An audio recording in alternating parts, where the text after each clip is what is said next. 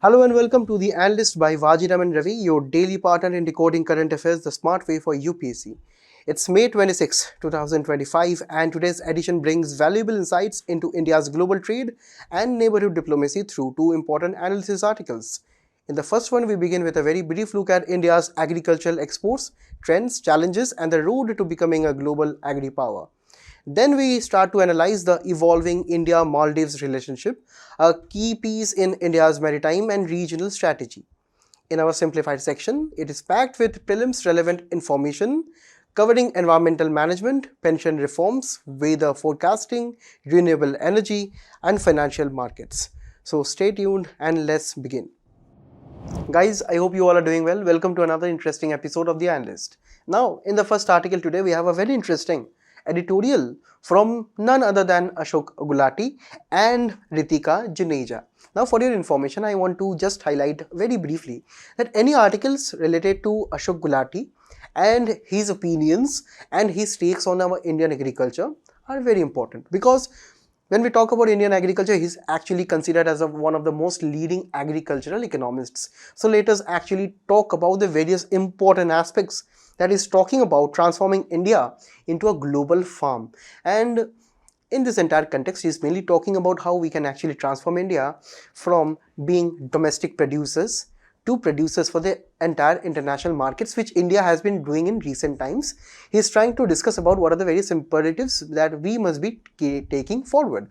And now the main thing here is about how it is relevant for the entire syllabus, because for our prelims examination we have economic and social development, and also for GS3 we have Indian agriculture, wherein the recent trends of Indian agricultural exports, what are the various issues, challenges, and the way forwards are extremely crucial.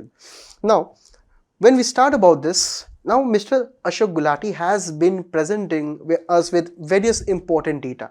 The very first thing he's trying to mention is that the recently concluded talks and the negotiations on the various free trade agreement, be it with the United Kingdom and also be with the United States, which are under negotiation. Free trade agreements are extremely crucial for the entire economy. And here, he's taking the moment to appreciate how we can actually include Indian agriculture and realize the vast potential of our agricultural exports with reference to this topic.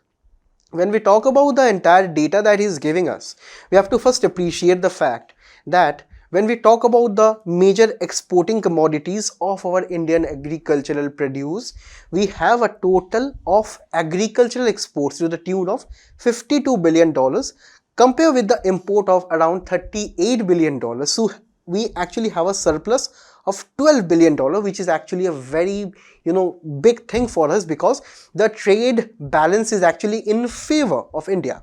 Now, when we talk about the major exporting commodities, so we are actually talking about rice, which is consisting the top commodity. Then we have the various items of marine products, spices, buffalo meat, processed products, where we have the various food processing sector.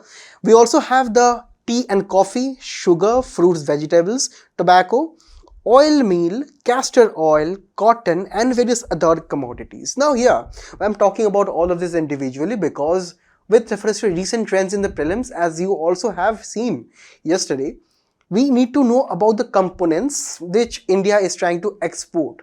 Now, also when we talk about the major importing commodities, we have to look into the various commodities which India imports, and here we cannot ignore the vegetable oil or the edible oil component, because we import, edible oil, vegetable oil is consisting of how much? 45%, almost half of the entire importing commodities. Then we have pulses, and also remember that India is actually a major pulse importer, and this is why you can actually mention some of the countries on which were dependent on pulses in the comments below.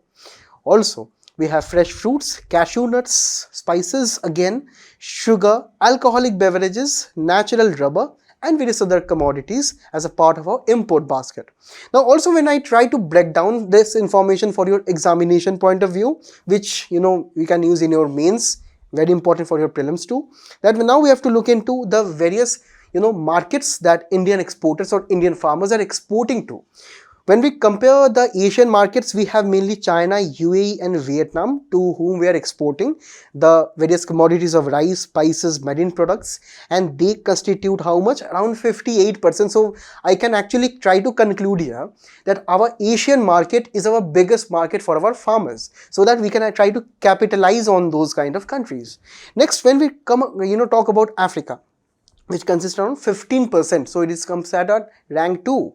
We have countries such as Nigeria, South Africa and Kenya, right, where we try to export basmati rice, sugar, processed food. Then we have US, as a single country.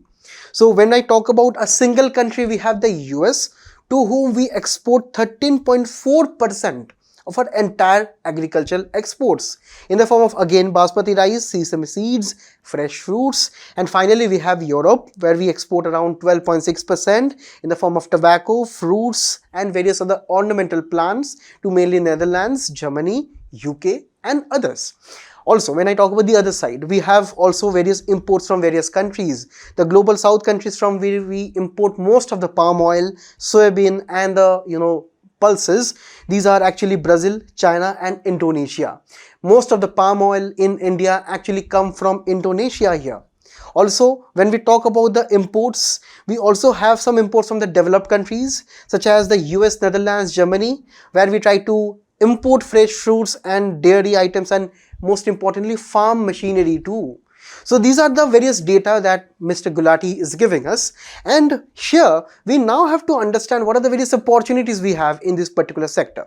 Now, when we talk about FTA, the free trade agreement, and how we can try to include the agricultural component here, firstly we have to realize that any FTA between two or more nations will enable us, India, to have or gain market access in those countries. So firstly we will try to have more and more expanded market access for the various agricultural commodities that we extend to.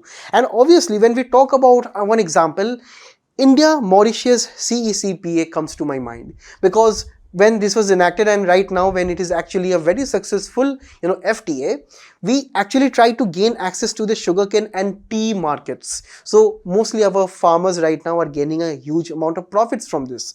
Next, also when we talk about the increased exports and income that comes with exports, we have to understand that this will be pushing us, India, or say Indian agriculture, to have better infrastructure in the form of logistics.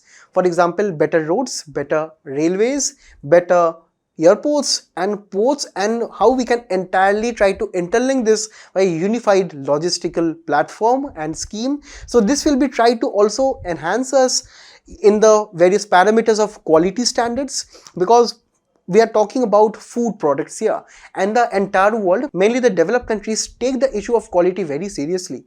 And also when you have read various news, how the EU, how the US try to reject many of Alfonso mangoes or various other agricultural commodities in the name of some chemical residue or pesticide residue. So these are actually very big things that we have to be concerned if we at all have to increase our incomes in the future. Next, it comes regarding the aspect of value addition and processing. When we talk about the value addition aspect, we actually are talking about the processed foods and the processed items which we try to produce, which have mainly higher margins, which can further give us better incomes. And this will be creating more jobs, much more job creating potential than the primary agricultural activities such as sowing, harvesting and so on. When we try to have better processing industries, this can create more job opportunities not only for everyone, it will also be creating the job opportunities for women and youth in the rural areas. Next, when we talk about technology and knowledge transfer, it is integral that we have to right now talk about how we have to integrate India into the global value chains and global value chains of agricultural items, the raw materials and also the food processing industry sector. So in this, the aspect of technology becomes very important, and that is why we have so many agricultural startups in recent times who are trying to invest technology such as AI, machine learning and also Internet of Things. When we talk about irrigation, also when we talk about the various shared practices that we can learn from Israel and various African countries, we are also doing that. So that is actually trying to integrate us into the global value chain of not electronics or various other items but agricultural items. And finally, we have to try to diversify our export basket.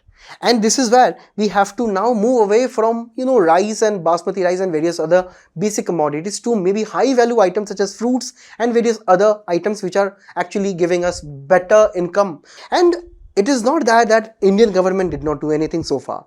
It has taken a slew of initiative. For example, firstly, we have the agricultural export policy of 2018, where we are trying to focus on high value crops based on the various agroclimatic regions in our country, and also how we can have better infrastructure and how we can have world class quality standards in this particular matter. Then we have APEDA, which is actually very known in the country for promoting organic products for the export markets, and that is why we have to understand that this is also being possible with giving various GI tags to various local produce such as Pokkali rice in Kerala, such as Darjeeling tea from West Bengal. Next, we also have the Pradhan Mantri formalization of micro food processing industries. These are small food processing industries such as papad makers and various other items, where we are trying to give them more credit, more money from the banks, and also technological upgrades. We also have the Krishi Udan scheme, and this is 2.0 scheme where we are trying to integrate air flight services, and this is where we can actually try to export or even maybe bring more perishable items much more quickly at the ports. And finally, we also are trying to give various NPOP certification, mainly the most authentic and the trustworthy certification for organic produce in the country, where we have EU and the US accepting this standard. Next, when we try to understand that despite the opportunities and the government initiatives, right, we have various challenges, and what are the various reasons for that.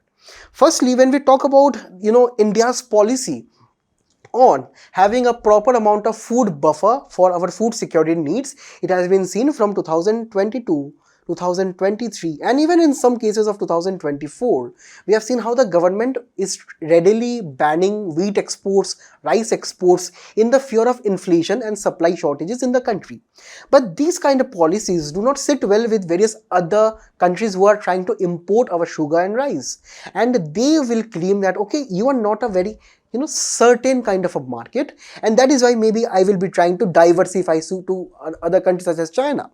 And that is where India actually is facing a kind of losses, because we are trying to curb frequently this kind of important export items.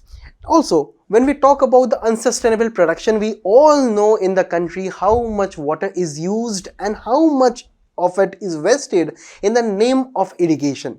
We have the water guzzling crops of sugarcane, rice, even in cases of wheat.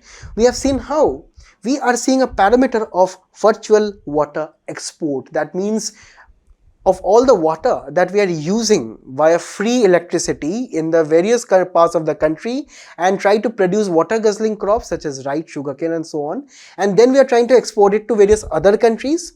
So what the other countries are benefiting not only from cheaper varieties of rice or say ready supply of rice from India, but also they are saving water in their own countries at the expense of water in our own countries. Next, we also have sluggish growth when we talk about our Indian agricultural exports, right? While the exports are growing, but the growth is kind of slow. That is around 20% average growth from 2005 financial year to 2014 financial year. And this is actually only around 2.3 average from 2015 to 2025. That means in last 10 years. Also, when we talk about a recent case study, we have the ASEAN FTA. We had the free trade agreement with ASEAN also in agricultural commodities, where we have seen how the cheap palm oil in recent times have flooded Indian markets from Malaysia, Indonesia, and also when we talk about rubber, the Thailand rubber is extremely cheap. So this is trying to offset the profits of the local domestic producers. Next, we cannot ignore the issue of subsidies whenever we are talking about agricultural exports.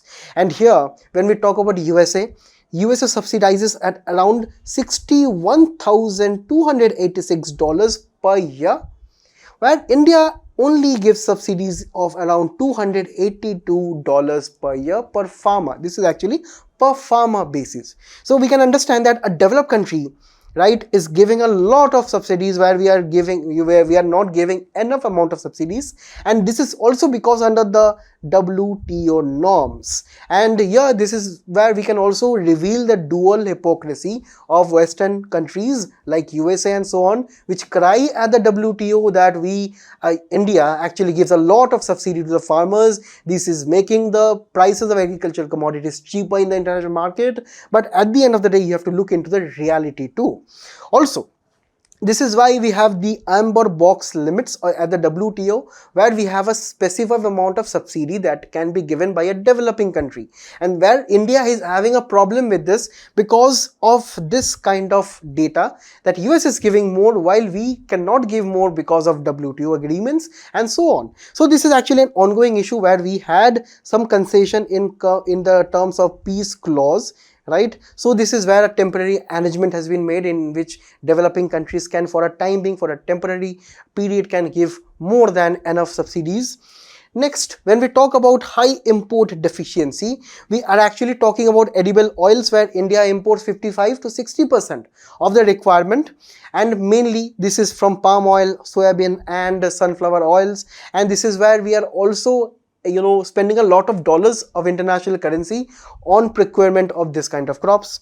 And at the end of the day, small and marginal farmers, who dominate more than 85% of the farmers in India, they lack buffer support during various transitions. For example, say for any new government policy such as the palm oil policy that we had, right, it takes around 4 to 6 years to mature, and that is where in this period the farmers will need income and need support, where the government policies are not yet clear as to how this transitional kind of process will be factoring the farmers' income.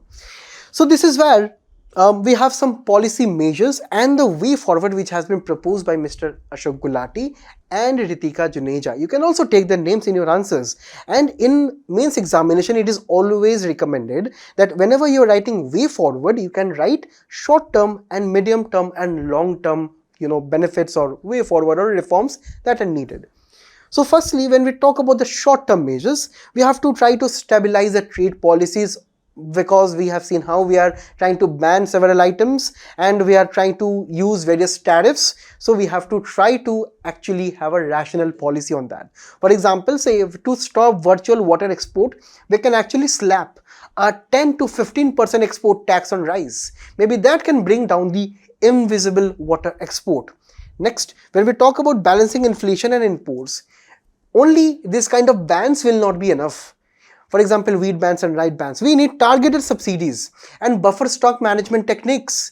We need to try to manage our warehouses better than not only banning this kind of commodities for exports, because it is our export markets who will lose trust and expectation on India. Next, when we talk about medium to long-term reforms, firstly, we need productivity boost. For example, we need technology.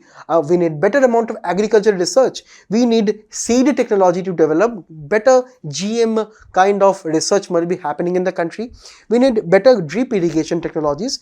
We need better studies on fertigation and more popular use of fertigation, that is fertilization plus irrigation, which is taking place at the same time using proper improved irrigation techniques, and also using IoTs, using AI and various other components, we can undergo precision farming too.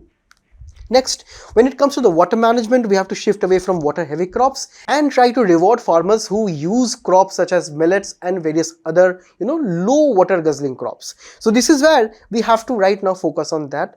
Next, we have to try to focus on edible oil mission, try to promote domestic oil palm cultivation, and try to give gestational support, because it takes 4 to 6 years for palm oil cultivation to reap some dividends for the small and marginal farmers. And that is where we can also collaborate with the farmer producer organization in this regard.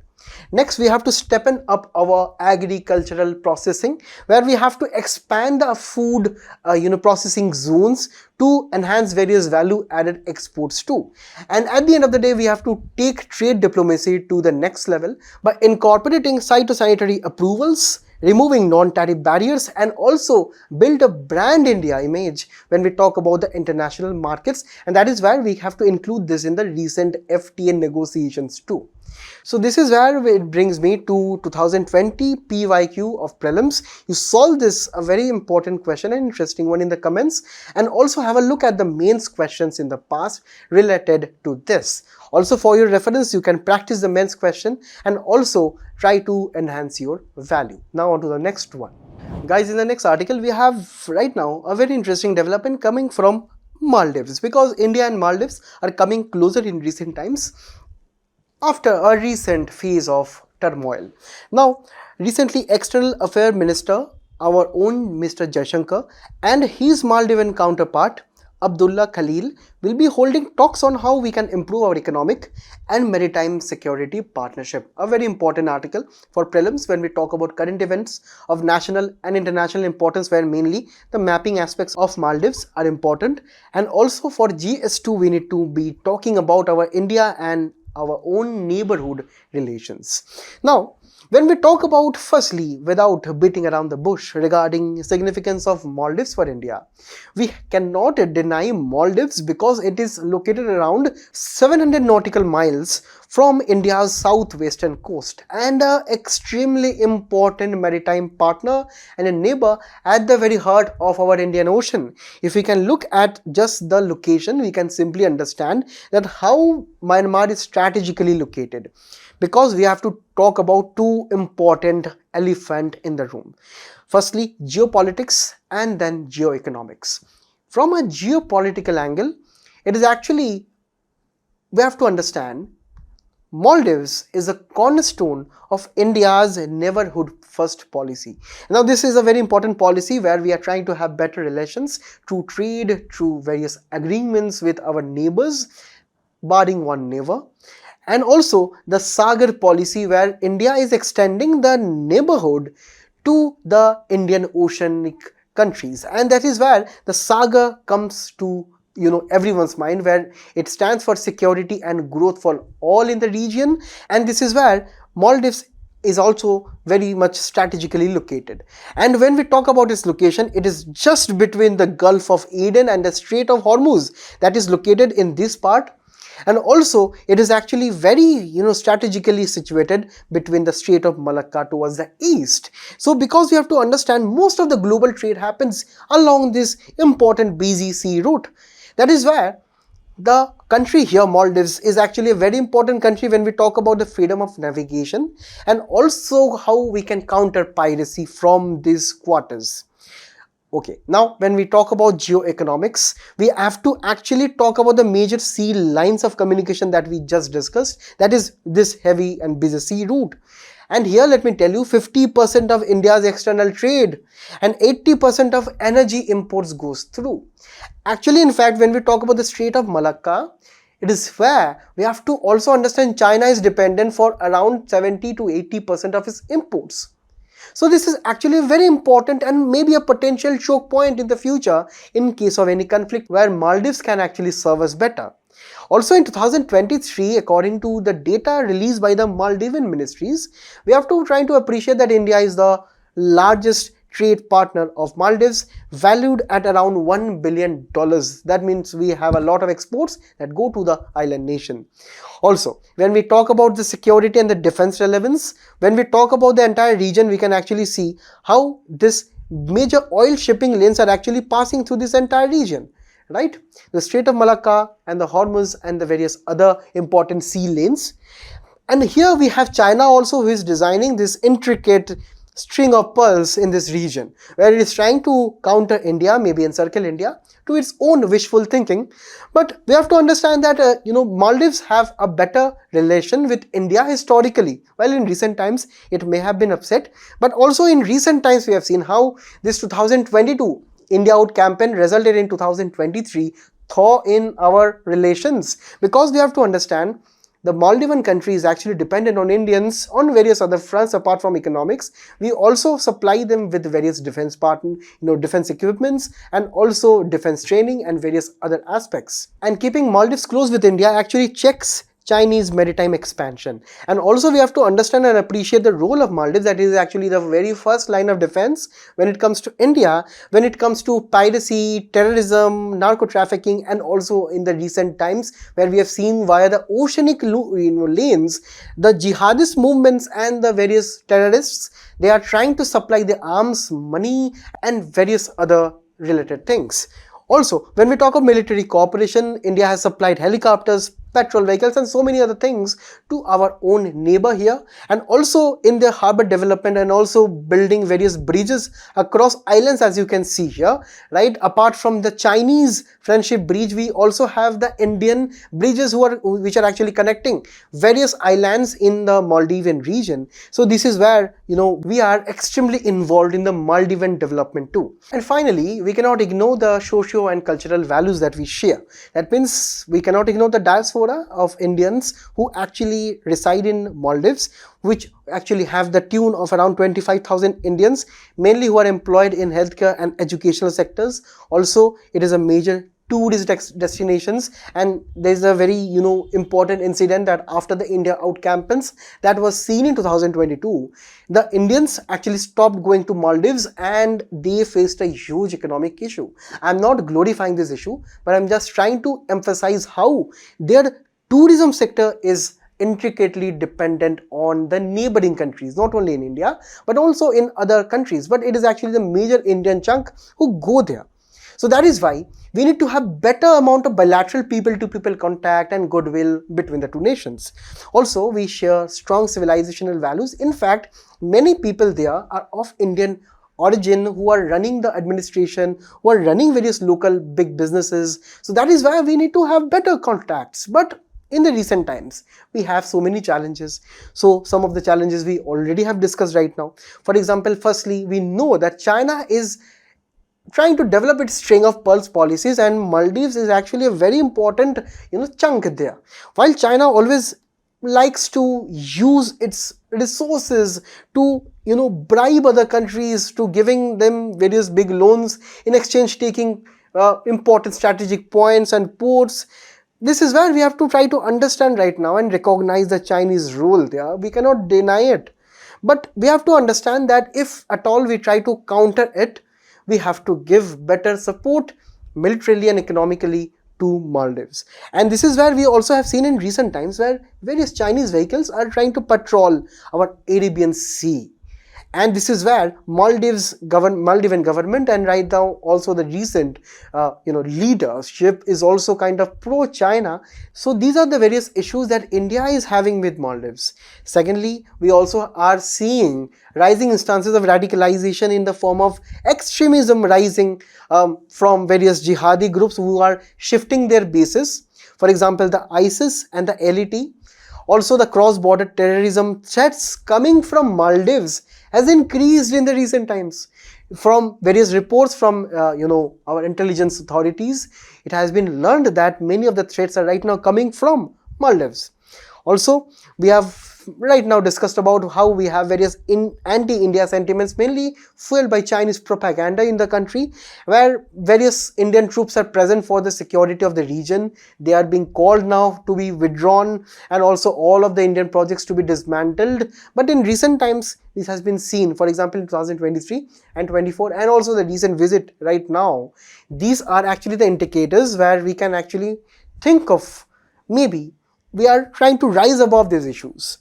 And at the end of the day, misinformation and misunderstandings are extremely difficult and impossible to navigate in our own personal lives. Imagine what would be the case between India and Maldives in this matter.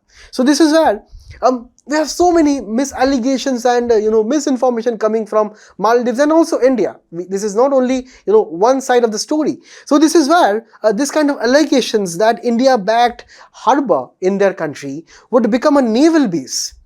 And the Indian media is also very happy to discuss about this, with spreading various lies and various other aspects. So this is also something that Indian administration has to take care of, Delhi has to take care of. So that is why the recent visit right now between the two countries to review the economic and maritime security partnership can actually speak volumes to get rid of such challenges.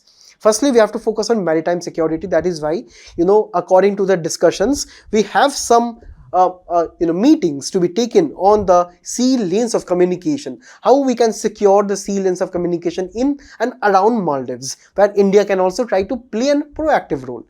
Next, when we talk about piracy, it has increased in recent times, where pirates have become so smart, they are trying to have a whole jet, try to drive the whole jet into various big merchant navies or various cargo ships. So where they are trying to have this suicide kind of jets, who are straight away trying to rip off and steal items from the important Indian cargoes. So that is where various intelligence sharing platform, coastal surveillance and capacity building of the Maldivian security forces will be undertaken by the country, by the Indian Defence Forces.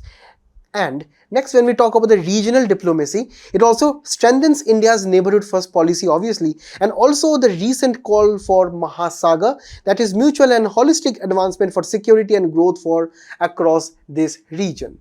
Next, when we talk about economic development, India is actually in talks with Maldives to build an international airport, to have proper tourism investments, and also try to speeden up the Great Malay Connectivity Project.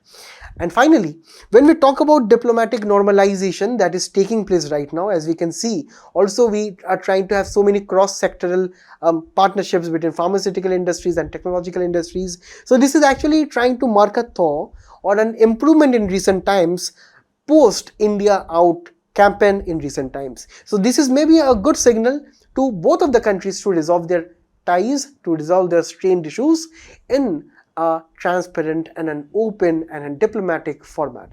So this is where, again, we have a mains question based on the discussion. Please do try to attempt the questions. So with this, now we will be moving on to the simplified articles.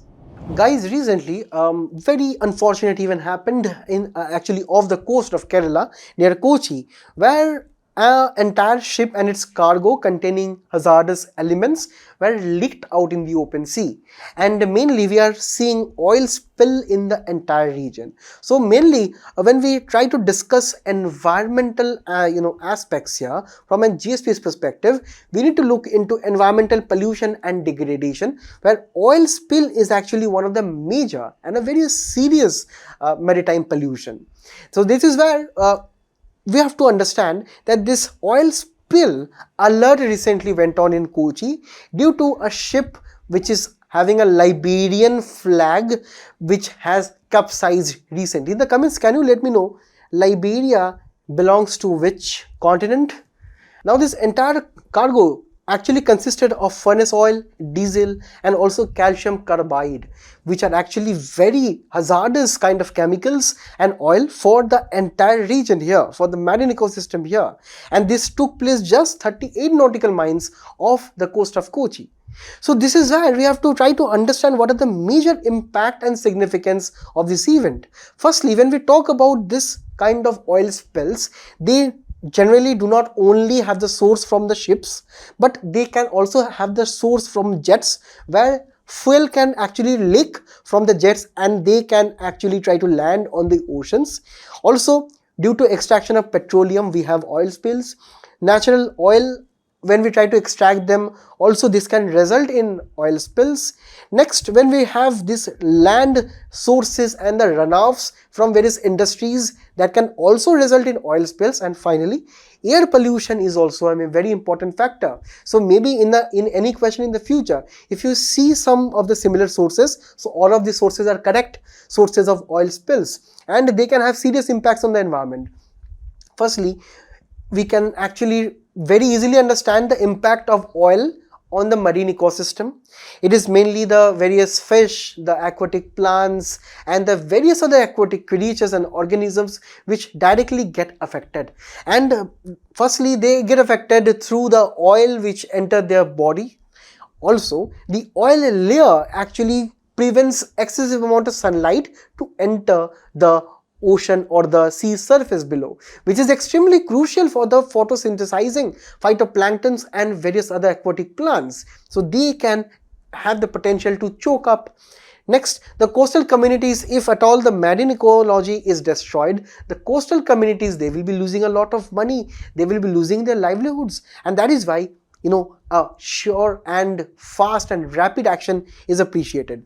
Next, it also have various implications for environmental governance, where the local state and the panchayats and the various local bodies there must be trying to adequately ensure the local level clearing of the oil spill.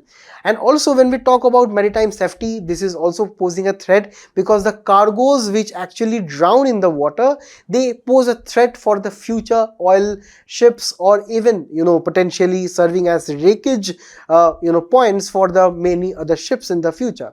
And also, when we talk about trying to analyze and have the data of the extent of oil spill, it is extremely difficult for us to track, because oil spills sometimes extend thousands of kilometers.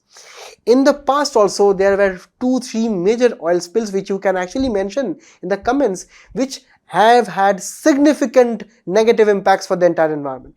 So that is why we have to take lasting remedial measures, some of the measures which the Kochi administration and the Kerala administration is already taking. For example, with reference to pollution mitigation efforts, the Coast Guard is trying to have Saksham and Dornier aircraft who have been deployed to look into the mess.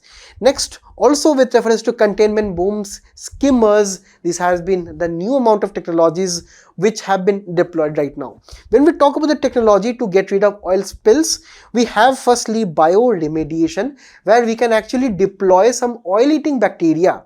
Well, this bacteria will be eating up the entire, or some of the larger extent of the oil themselves, to actually degenerate and decompose the hydrocarbons. Next, we also have containment booms, which are nothing but various floating barriers that actually try to localize the extent of the oil spill. So they actually try to encircle the oil spill and hence try to not let them spread. Also, we have skimmers, which are actually a kind of a device to actually physically remove the oil. So both of them has been deployed at Kochi right now. Apart from this, we also have sorbents, which are materials such as volcanic ash, polyester shavings that absorb oil. And finally, we also have dispersants, which are actually surface-based chemicals to break this kind of oil into micro droplets for better kind of bioremediation. And this is where we have also the State Pollution Control Board right now in Kerala, who is trying to form a rapid response team. Apart from this, they are also taking various precautionary actions, such as from the very past only, the fishing has been banned around 20 nautical miles. Also, public advisory has been issued, and also surveillance by Indian National Center for Ocean Information Services has been tried to be deployed to predict this kind of oil drift zones. And finally, we have to most importantly look into whether we have any legal measures for these or not. We have the Bunker Convention, which India actually ratified in 2014, right? And also we have the National Oil Spill Disaster Contingency Plan of 1996, which are trying to look into the various policy measures to prevent oil spills in the country. Now, in this respect, we have a very interesting question from 2011. So this is where your smart skills will be coming into picture. Let me know what the answer of this is in the comments below. Now on to the next one. Guys, you know how important the government schemes are. In the recent prelims examination that took place yesterday, we have around 2-3 or more government schemes which have been asked directly and indirectly in the examination. So that is why whenever we see some amount of government schemes, we have to become extremely cautious. So here in this article, we have the unified pension scheme to be taken up for greater discussion. Now, when we try to analyze the key features, firstly, please remember this, that we already had a new pension scheme. Now, there were some of the issues there. That is why the government brought in a unified pension scheme. This was actually after the recommendation of the Somnathan committee. Please remember the committees too, where we have to try to now look at the details. Firstly, the eligibility criteria is that all the central government employees under National Pension Scheme, which is just the earlier scheme, are eligible, where both existing and new entrants are also kind of allowed. Also, when we talk about the option-based entry, so they have the option. The employees have the option where they can choose UPS over NPS, or they can actually remain on the earlier pension also. But once they make a decision, that is final and binding. So they cannot change the decision later on. Also, this is a guaranteed kind of a pension where 50% of your basic average salary of the last 12 months will be given as a pension if the employee has completed 25 years of service. And also, this is a kind of a proportionate benefit scheme. So this scheme is giving you benefits according to the number of service years you have spent. So this is a direct proportional thing. So the more service years you spend in the government, the greater kind of pension, or say equal kind of pension, you will be getting. So employees with generally 10 to 24 years of service will be receiving pension on a proportionate basis, where the minimum pension will be 10,000 per month for those with at least 10 years of service. So in case of family pension, 60% of the pension as family payout will be given to the spouse upon the death of this government employee.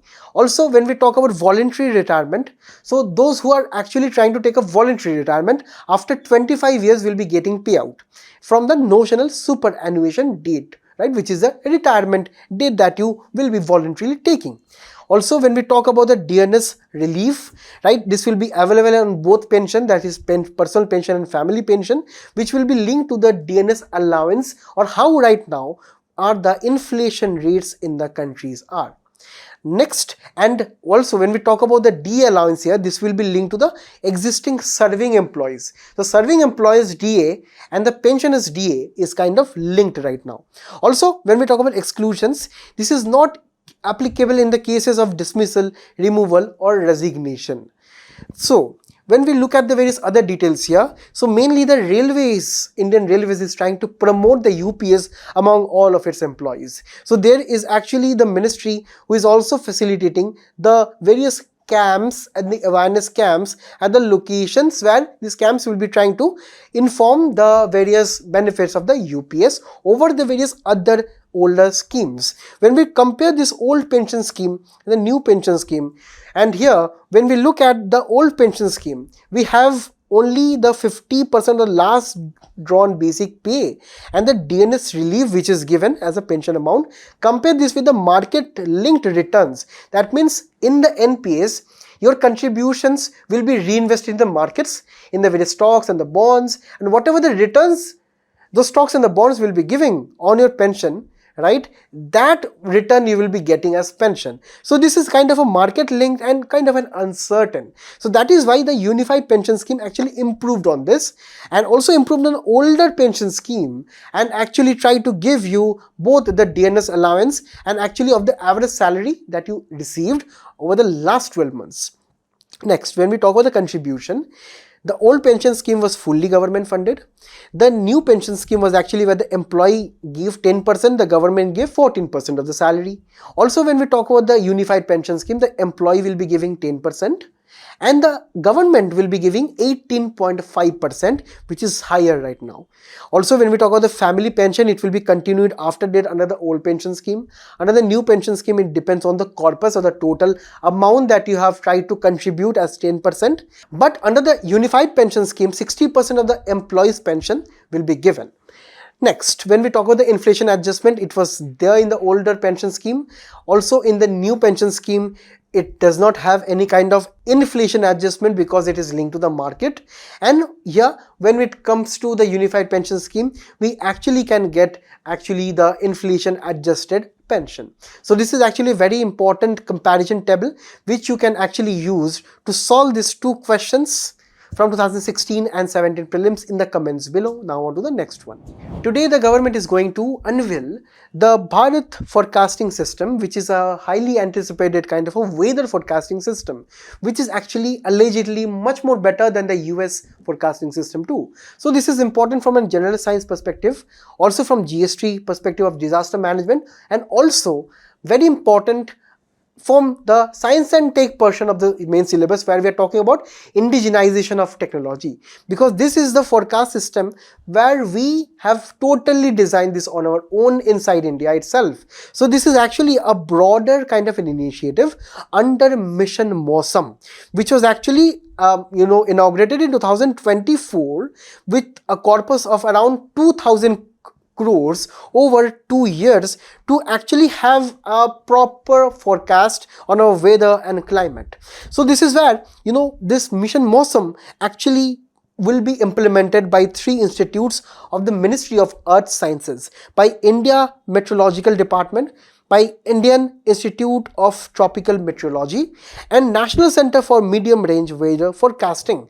So this will be having a multi-sectoral kind of an approach where everyone involved in the weather forecasting will be collaborating on the equal platforms, and various other stakeholders will be enlisted to give weather forecast accurately, which can benefit the users, that is our citizens, across various classes, also mainly benefiting the rural people because they are dependent on weather forecast for their agricultural productivity. So this is where, when we talk about the system here, this has the accuracy of around 6 kilometer into 6 kilometer of spatial resolution, because as of current resolution we have around double, that is 12 into 12. That means where we are trying to employ our satellites into gaining precise information or precise locations. And what is the location within this 6 by 6 location? So this is actually very precise, and how we can actually try to improve localized weather prediction. It is a totally indigenous development built entirely in India by IITM Pune, the Indian Institute of Tropical Meteorology, which is at Pune, which is right now shifting away from foreign models as of now. And when we talk about the foreign models, mainly the US model, here this kind of Bharat forecast system is actually known as a deterministic model, where we are trying to scan a localized area and we are trying to determine the localized weather patterns in a very simple term.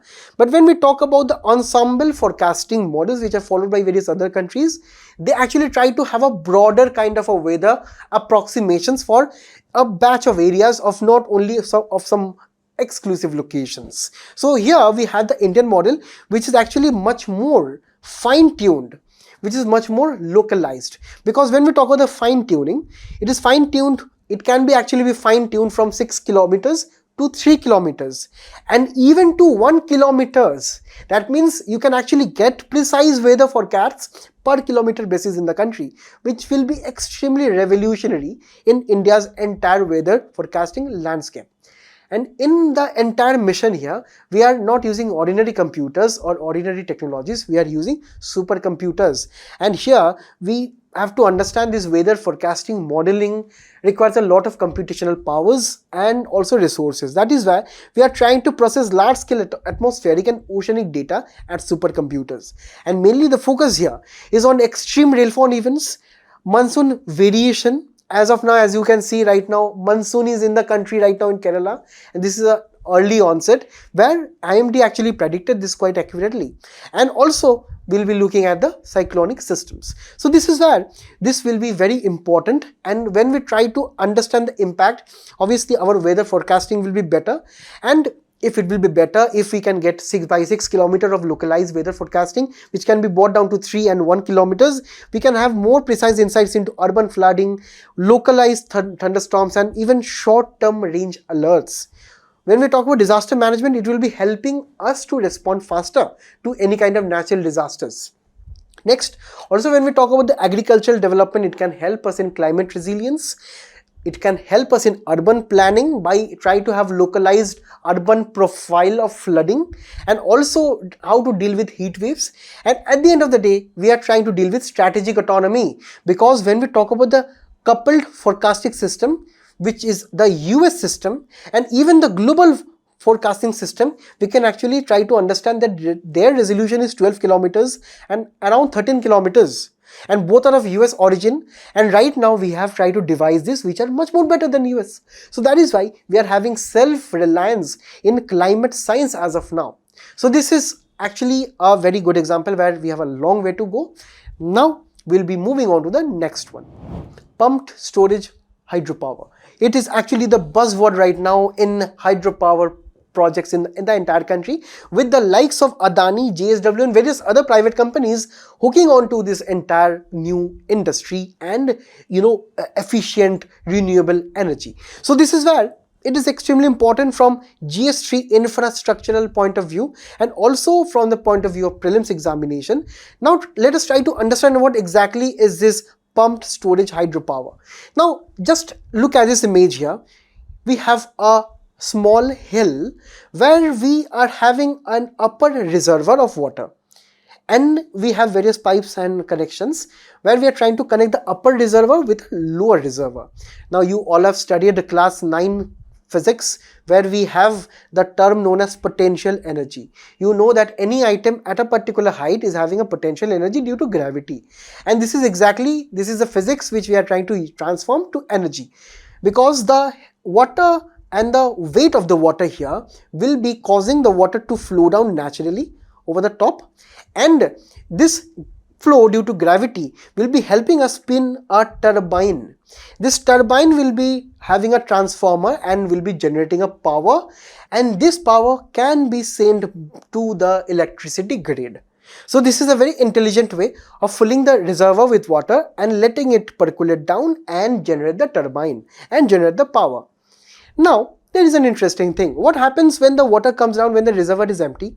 So this is exactly where the pumped word is coming into picture, because the storage word you already can understand from this, the water is stored. Now when the water will be now at the lower reservoir and the upper reservoir is vacant, empty, this lower reservoir water will be pumped using batteries to the top kind of reservoir, and these particular will be needing a lot of power because you have to pump physical water to the top. So here we can actually have solar plants just near the lower reservoir which will be deriving enough energy from sunlight, and this energy will be stored in batteries which will be operating the various machines to pump it up. So this is simply how it is working with actually trying to use gravity and battery technology to have water firstly flow down using gravity, then actually pump up using battery, and this is actually a cycle which will be going on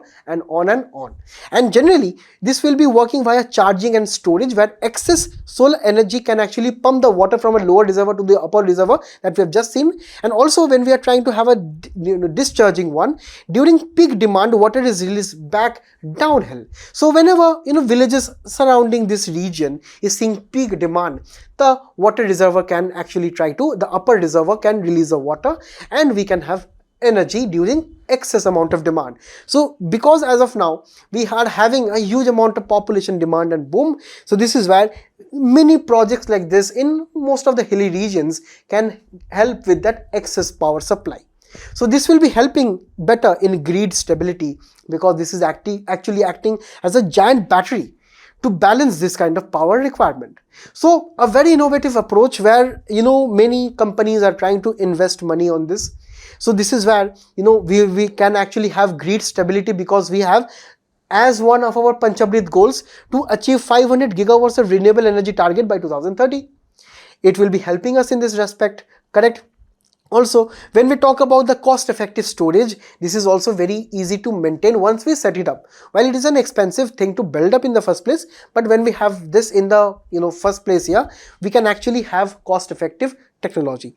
Also, when we talk about the lifespan, it is having 40 to 60 years of lifespan. Energy security can also be made better because we can reduce the imports of our Chinese batteries and so on. So this is where right now we have to go from the current capability of around 5 gigawatt to 51 gigawatt by 2032, which is planned as of now. The top states are Andhra Pradesh, Maharashtra, and mainly the companies are Greenco, Adani and JSW. So this is where we have to also understand the challenges, because when we talk about the pump storage and the battery technology storage which is associated with it, it comes at actually more cost when we talk about batteries, right? And also when we talk about the lifespan of the batteries, they are lower than the pump storage technology, correct? So where we have to try to understand that also the deployment can be done with reference to the batteries much more fast, but that is much more costly.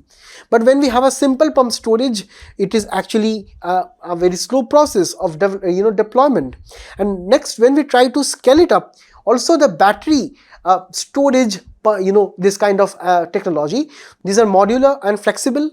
And also when we talk about the main important thing, that is import dependence. We are dependent on Chinese batteries. That is why the government right now is trying to collaborate, try to have the best of the both worlds of both of them, because we can actually use the pump storage for our bulk storage, that is large scale projects, overnight projects, and also we can actually have the battery storage for flexibility, for example say for better amount of fast reaction support.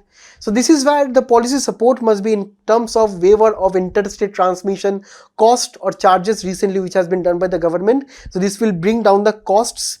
And also we need viability gap funding, where to make the project viable, the government must be trying to contribute funds in addition to the private sector funds. So these are all the important things that we need to know. Now on to the last article. The Hindu has a very basic article here regarding short selling. Let us try to understand from the perspective of the UPSC examination.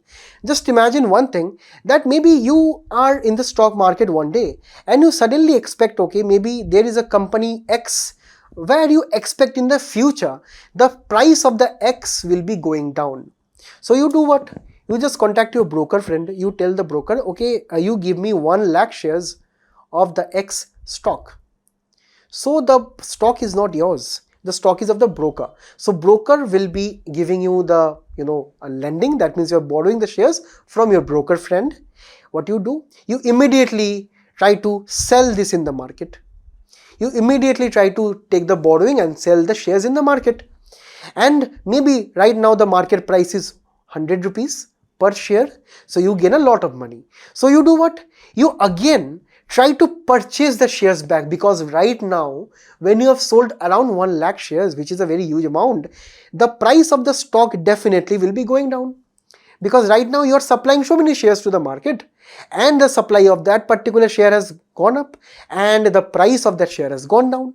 So you do what? You again purchase back the shares with earlier money that you have sold, right? So you purchase the now shares at a lower price. Maybe the price right now is 90 rupees. So you purchase 1 lakh shares at 90 rupees and you do what? You give back the shares at a lower price to your broker friend. You tell the friend that, okay, you take back the shares, I borrowed it from you. But you do what? In the middle, you actually firstly made the money by selling 1 lakh shares at 100 rupees. Right now, when the price has reduced at 90, you are also having, 100 minus 90, that is 10 rupees per share profit. So this is exactly what you mean by short selling. It is actually a trading strategy where an investor sells a stock they do not own, betting that the price will be falling, and if the price drops, they buy it back at a lower price, and that is the difference as profit. So mainly people use it for hedging. The very big stock market people, they use it for hedging to offset the various losses. Also for various speculation, for betting purposes, for various other aspects, they actually also take sometimes risks, and also the arbitrage, that is exploiting the price differences in some various markets. So this is why short selling is sometimes done, but they are very risky, because when we generally hear about intraday trading, they're extremely risky, right? And you can lose your entire money. People also do short selling and intra trading, and this is where at this kind of cash or stock market or spot market where intra trade happen, short selling, if you are doing, you have to actually take the delivery, take the entire thing, do the entire operation in one day, and it gives you very little time to decide how much volume to short, trade and not. So the risk is very high.